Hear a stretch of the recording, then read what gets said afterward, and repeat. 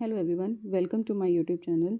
जैसा कि आप लोग जानते हैं, चंडीगढ़ एजुकेशन टीजीटी डिपार्टमेंट के जो एग्ज़ाम हुए थे 22 जून से 28 जून तक, उसके आंसर की जो है चंडीगढ़ डिपार्टमेंट ने अपने ऑफिशियल साइट पर रिलीज़ कर दी है।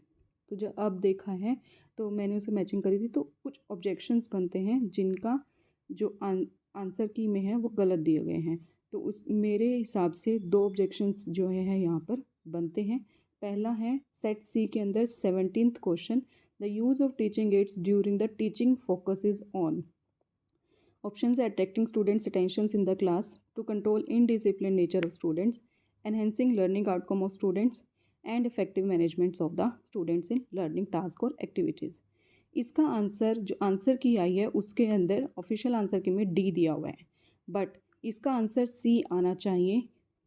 अगर हम देखें तो ये जो क्वेश्चन है ये पहले भी आ चुका है काफ़ी कॉम्पिटिटिव एग्ज़ाम्स के अंदर, और उस टाइम पर आंसर सी को जो है वो करेक्ट किया गया था। आप देख सकते हो ये जो है क्वेश्चन पहले भी आ चुका है। स्पेस आप देख सकते हो यहाँ पर केरला का जो सेट का पेपर आया था उसके अंदर ये क्वेश्चन पूछा गया था, दैट इज़ हेल्ड ऑन 10 जनवरी 20। तो उन्होंने जो था इसका जो थर्ड आंसर था, राइट, उसका जो थर्ड आंसर था वो करेक्ट किया था।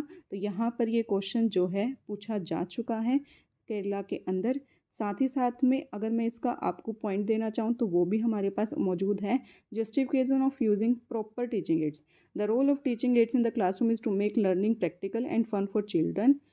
It helps in bringing novelty and freshness to the class. It relieves learner from anxiety, fear and boredom.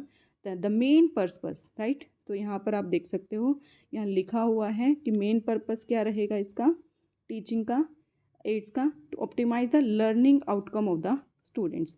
यहाँ पर एक्सपीरियंस एंगेजिंग करवाना भी होता है, बट वैसे तो इसके दोनों ही ऑप्शन सही होने चाहिए, बट जो मेन पर्पस रहता है वो लर्निंग आउटकम ही बढ़ाना होता है।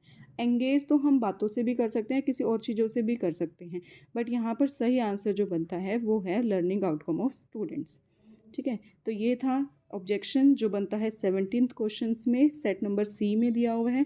इसका ऑफिशियल आंसर की जो है वो डी आंसर बता रही है, जबकि मेरे हिसाब से इसका आंसर सी आना चाहिए। और एक और आंसर जो है इसका क्वेश्चन जो है बनता है ऑब्जेक्शन में, that is question number 34 in set number C. तो यहाँ पर अगर हम देखें, the tailor has to make multiple rolls of fabric with a pair of freezers.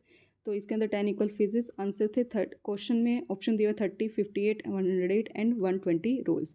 इसका ऑफिशियल आंसर की जो दी हुई है वो दिया हुआ है 108, बट आंसर इसका आना चाहिए 120। ये तो 100%ली ऑफिशियल बनता है, इसमें तो कोई मैथमेटिक्स ही है, तो इसका तो आंसर निकलता ही है। तो इसकी मैं आपको कैलकुलेशंस भी दिखा देती हूँ। दैट इज़ द कैलकुलेशंस कि number of cuts made in 10 minutes is 9। 1 minutes में टोटल कितने लगाते हैं 45, तो 24 मिनट में कितने लगाएंगे 45 इंटू 24, दैट इज़ 120 इसका आंसर आ जाएगा। तो इसका जो करेक्ट आंसर बनता है 120। तो ये जो ऑफिशियल आंसर की है उसके अंदर गलत इसका आंसर दिया हुआ है। इसका आंसर आना चाहिए हमारी तरफ से 120। तो ये दो ऑब्जेक्शन जो है कॉमन पेपर में बनते हैं। सब्जेक्ट पेपर में है, अगर आपने चेक कर लिया तो आप बता सकते हो कि कमेंट सेक्शन में कि कौन से ऑब्जेक्शन है, ताकि दूसरों की भी हेल्प हो जाए।